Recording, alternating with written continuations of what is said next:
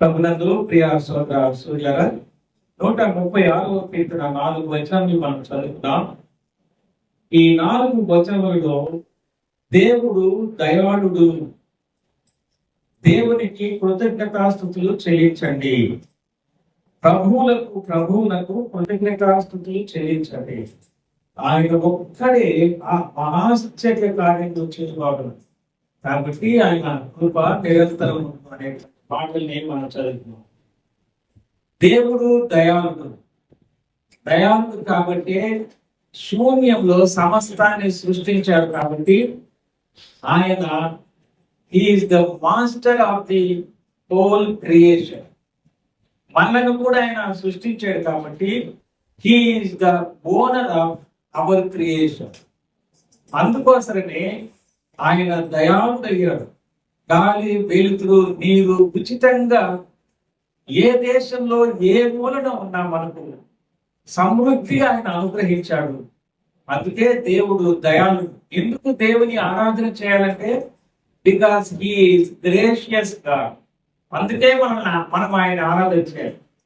There is no other reason to worship God. ఆయన దయాళుడు. అంటే ఆయన దయాళుడు కాబట్టి మనలను రక్షించడానికి మన వంటి ఆకారాన్ని ధరించుకొని రావడానికి సిగ్గుపడలేదు.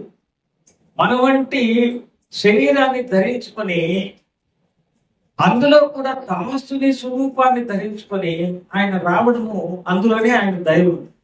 పాపం చేసింది మనము, శిక్ష అనుభవించాల్సింది మనము.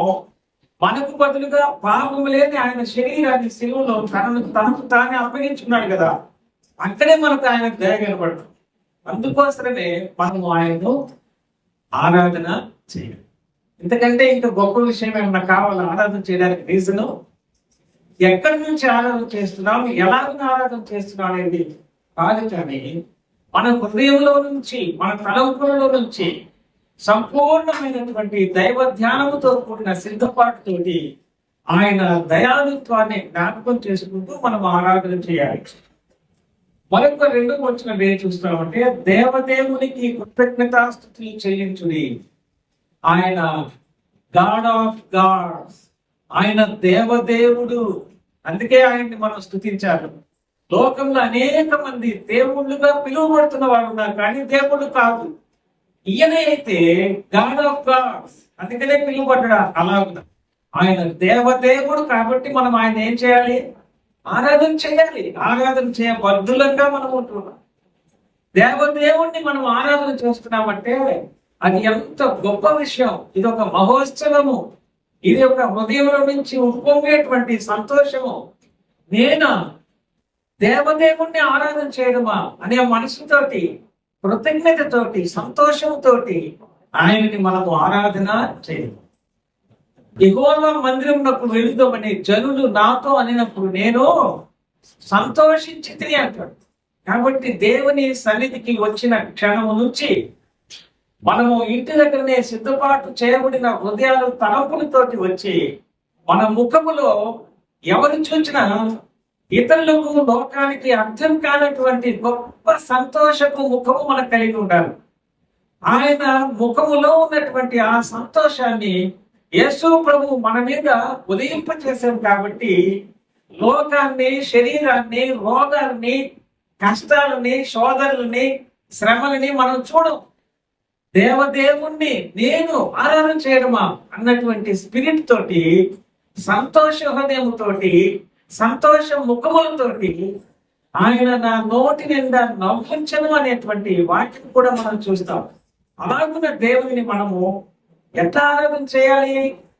ఎవరైనా చూస్తే ఎలా ఉంటుందో సిగ్గుపడుతూ ఆ పాత్రలు మన దగ్గరకు వస్తుంటుండగా, ప్రభు పరిశుద్ధమైన శరీరానికి సాదృశ్యం గల రొట్టె గల పాత్ర, ప్రభు శరీర రక్తానికి సాదృశ్యం గల ఆ యొక్క పాత్ర మన దగ్గరికి వస్తూ ఉంటుండగా ఎవరన్నా చూస్తారేమో, సిగ్గుపడుతున్నారేమో అనేటువంటి తలంపుతో కాకుండా ఎప్పుడెప్పుడు ఆయన శరీరాన్ని, ఆయన రక్తాన్ని నేను పుచ్చుకొని దానిని తిని త్రాగి ఆయనలో పాల్గొనేటువంటి అవకాశం కలుగుతుందా అని సంతోష హృదయంతో ఆయనను మనము ఆరాధన చేసే వాళ్ళంగా, మన యొక్క ఆరోగ్య స్థితిని బట్టి, మన యొక్క శరీర పరిస్థితిని బట్టి మనకున్నటువంటి వనరులను బట్టి ఒకవేళ మనము కుర్చీలో కూర్చొని ఆరాధన చేసేటువంటి వెసులుబాటు మనం కల్పించుకోవచ్చు. కానీ గొప్ప గొప్ప అధికారుల మధ్యలో మనం ఉన్నప్పుడు అలాగనే కూర్చొని ఉంటాం ఆ కుర్చీలో.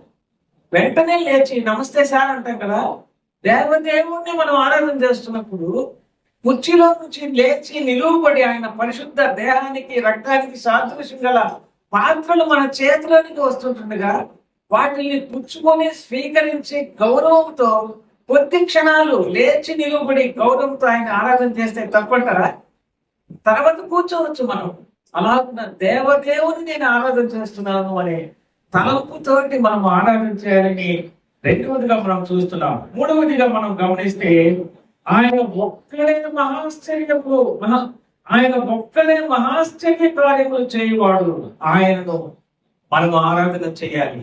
ఎందుకు ఆయన్ని ఆరాధన చేయాలి? ఆయన దయాళుడు. ఎందుకు ఆయన ఆరాధన చేయాలి? ఆయన దేవదేవుడు. ఎందుకు ఆయన మనం ఆరాధన చేయాలి?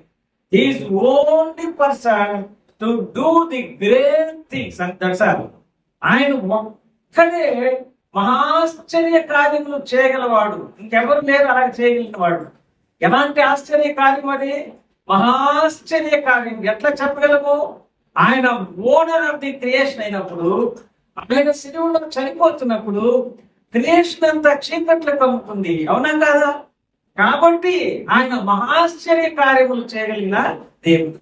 ఆయన ప్రాణాన్ని పోసినటువంటి వాడు. మన నాసికారంధ్రాల్లో జీవవాయువును ఊదినటువంటి వాడు. మనము జీవాత్మయతగా సృష్టించినటువంటి వాడు. సకల జీవరాశులకు పక్షులు ఎంత చక్కగా అందమైనటువంటి స్వరములతోటి, ఏ విధమైనటువంటి కీబోర్డ్స్ లో లేని స్వరాలతోటి మన ప్రక్కనే ఉన్న ప్రకృతిలో మనం ఆరాధన చేస్తుంటే ఆ పక్షులు గానం చేస్తూ స్వరం ఇస్తుంటే ఎంత అందంగా ఉంది కదా.